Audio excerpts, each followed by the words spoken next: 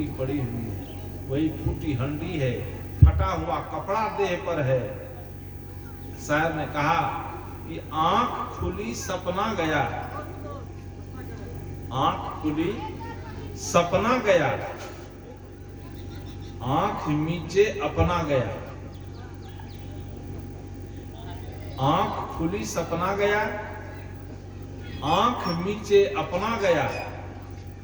बात करते हैं ना आपस में, अपना आदमी है लेकिन लगता है विरोधी है, दूसरे से बात कर रहे हैं, आंख मार देते हैं इसे। तो जो आपका अपना आदमी है वो भी आपसे चला गया।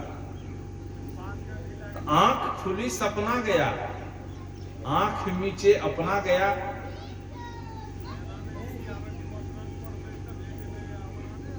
और कुछ ही घंटों में सांस गया, कुछ ही घंटों में सांस गई, दफना गया।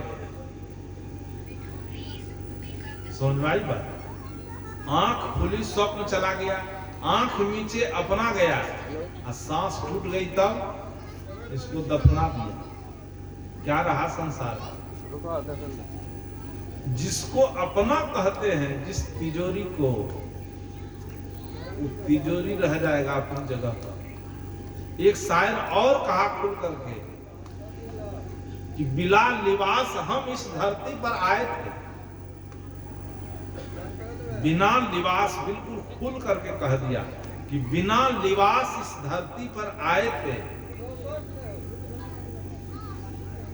एक कफन के लिए इतना सफर करना पड़ गया। जन्म से लेकर मृत्यु के पूर्व तक हाय धन, हाय धन, हाय धन, धन धन करते अंतिम में तिजोरी कि मखमल कपड़ा, कि एम्बेसडर जूता, कि छाता, अंतिम चाहे गरीब हो और चाहे अमीर हो, चाहे भंगी हो चाहे राष्ट्रपति हो, मिला क्या? राष्ट्रपति है तो चंदन की लकड़ी मिलेगी, कफन तो उतना ही मिलेगा। लकड़ी चंदन का होगा, भले कोई भी लकड़ी हो, लकड़ी का काम है जला देना, यही ना काम है। इतनी राजनीति के बाद, राजनीति के नाम पर हत्या, समाज में जो हत्या हो रही है कि उसकी हत्या करके हम पद तक पहुंच जाएं, अंत में क्या है? एक कफन के अलावा जीवन में कुछ नहीं दिया साहब। इतना सफर करना पड़ा एक कफन के लिए। यदि यही चेतना हमारी जग जाए, हमारा चिंतन जग जाए, तो हमसे गलत कर्म होगा। यह चेतना हमारी जग जाए तो हम किसी का गर्दन नहीं काटेंगे, किसी का लूटेंगे नहीं, हम जमाखोरी नहीं करेंगे, किसी पर प्रहार नहीं करेंगे, किसी की प्रतिष्ठा को गिराने का प्रयास नहीं करेंगे, गलत व्यक्ति के साथ में समर्थन नहीं करेंगे, गलत के साथ खड़ा नहीं होंगे। यदि हमारा जीवन सही रहेगा, ये याद रह जाए। याद क्यों नहीं रहता है? कि सुबह से शाम तक संसार की आसक्ति में, संसार के संसाधन में इतना डूबे रहते हैं कि दुनिया का कुछ नहीं दिखाई देता है। अंतिम समय में दिखाई, जो अपना है वो अपना कभी नहीं दिखाई दिया।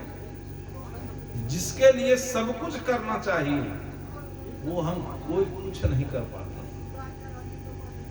सत्ता के लिए, संपत्ति के लिए सब कुछ करते हैं, लेकिन सत्ता और संपत्ति रहती है क्या? पद प्रतिष्ठा रहता है? रह गया नरसिंह राव का पद, राजीव गांधी का, इंदिरा गांधी का, लाल बहादुर शास्त्री का, जितने लोग हैं सबको गिन लीजिए। छोटा तो छोड़ दीजिए, बड़के से गिनना शुरू कीजिए। कोई है? जो है वो भी दम तोड़ेगा कि नहीं? वह भी जल के राख होगा कि नहीं होगा? हम लोग हैं, हम लोग भी जल के राख होंगे कि नहीं? जिनकी श्रद्धांजलि में बैठे हैं उसको तो जलेबे किए हैं सब कोई मिल करके, तो हम लोग बचे रहेंगे हैं? सबको जलना है, तो जब सबको जलना है तो अंतिम समय में जो याद आता है, अंतिम समय में कहते हैं क्या लेके गया, कुछ नहीं। यही भाव उसी समय से, इसलिए कहा है कि जीवन में यदि सत्य को देखना चाहते हो, सत्य के तरफ यात्रा करना चाहते हो, तो 100 लाश को जलाना। कुछ लोग होता है उसको नहीं भी कहेगा तो लाश जलाने के लिए पहुंच जाता है, उसको ज्ञान है कि तुम नहीं कहे तो ठीक है, लाश है उसके साथ कोई नहीं, उसके साथ हम जा रहे हैं। 100 लाश को जला दीजिए निरंतर, एकदम मन में वैराग्य का भाव हो। और जीवन में राग में जाना है तब संसार में, तो 100 ठो बिहार देखते जब तक के 2 ठो बिहार देखता है, छोड़ा सा नाचने लगता है। इसलिए जीवन के अंतिम सत्य को समझने के लिए जीवन के अंतिम क्षण को देखिए, चिंतन में बैठिए, ध्यान में बैठिए। क्या देखते हैं? मोह जो सामने आता है कि हमारा बेटा है, गोद में बेटा है, विचार करिए उस पर। बेटा है, गोद में बच्चा है, उसको कहिए कि एक लड़का है, विचार में लाइए। उससे और थोड़ी गहराई में जाइए, क्या है? तब मिट्टी का एक पिंड है, ढांचा है। और गहराई चिंतन कीजिए, क्या है? भीतर में रक्त है, मांस है, नस है, नारी है, और उसके ऊपर से चाम लपेटा हुआ है। गिरना होगी कि नहीं? और गहराई में जाइए, क्या है? उस शरीर में एक चेतन तत्व है, आत्मा है। यदि यह चिंतन निरंतर हो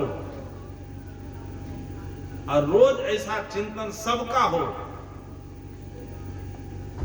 बलात्कार रुकते कि चल रहते है, रोज ये छपे छे रुकते है, बलात्कार की घटना रुक जाएगी। आध्यात्मिक चिंतन रोज, आज अध्यात्म इस देश से तिरोहित हो गया। जिस शिक्षा में अध्यात्म भरा हुआ था, उस शिक्षा से अध्यात्म निकलकर बाहर हो गया। जैसे जैसे अध्यात्म निकलता गया, पश्चात सभ्यता संस्कृति शिक्षा में घुसता गया। आज देख लीजिए देश की दशा क्या होगी। इसलिए एक चिंतन से हमारी चेतना जग सकती है। हम लोग लौटे हैं, अपने जीवन को समझें। नहीं समझने का ही परिणाम है आज चारों तरफ अशांति है, चारों तरफ दुख है, चारों तरफ भय है। एकमात्र कारण हमारी चेतना अव्यवस्थित होने का ही परिणाम है। हमारी चेतना व्यवस्थित होगी चिंतन से।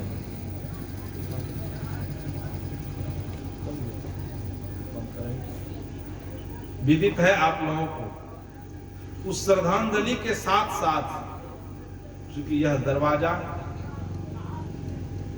विनोद बाबू एक क्रांति का प्रतीक है। चेतना इतनी जगी हुई है कि जो सिद्धांत पकड़ लेते हैं, पहले तो पकड़ते नहीं, झटपट नहीं पकड़ते हैं कि काशी गए तो काशीदास, मथुरा गए तो मथुरा दास। विवेक करते हैं, और जब विवेक करते हैं, विवेक में जो सत्य दिखाई देता है उसको पकड़ लेते हैं। चाहे दुनिया एक तरफ हो जाए, वो झुकते नहीं है। आज उसी का परिणाम है। एक तरफ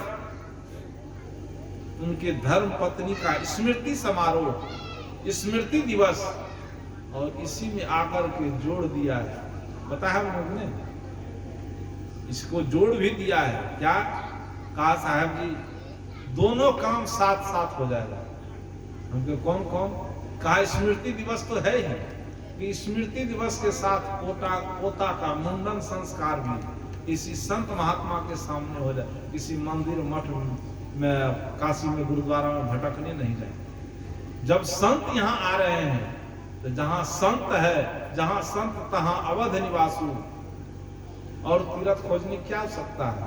इसी तीर्थ में मुंडन संस्कार भी हो जाएगा, जो अब होने वाला है कुछ क्षण में। इसलिए ये क्रांतिकारी कदम विवेक से उठता है, चिंतन से उठता है, समाज को नई दिशा और अपने जीवन को कल्याण के तरफ लगाना, ये क्रांति का फल है। उस दिशा में हमारे श्री विनोद बाबू आगे बढ़ रहे हैं, उसी का परिणाम है कि ये सत्संग भी मिला और क्रांति का दूसरा रूप भी सामने आ रहा है, जो अब से कुछ क्षण में होगा। मुंडन संस्कार होगा। कई ठोको बच्चा है, एक होता है, उसका मुंडन होगा। इन्हीं शब्दों के साथ इस सत्र में